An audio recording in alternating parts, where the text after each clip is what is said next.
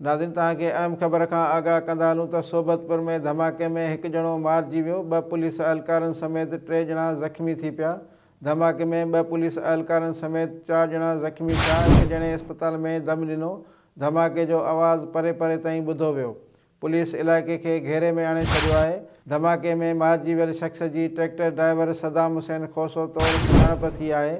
ज़रियनि मूजिबि बारूदी सिरिंग फाटण सबबि धमाको थियो। वधीक वाक़े जी जांच जारी आहे। तव्हांखे अहम ख़बर खां आगाह कंदा हलूं त सोबतपुर में धमाके में हिकु ॼणो मारिजी वियो। 2 पुलिस एहलकारनि समेत 3 ॼणा ज़ख़्मी थी पिया।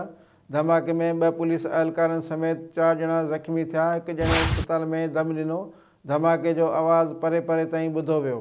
पुलिस इलाइक़े खे घेरे में आणे छॾियो आहे। धमाके में मारिजी वियल शख़्स G tractor driver Saddam Hussain खोसो तौरु सुञाणप थी आहे।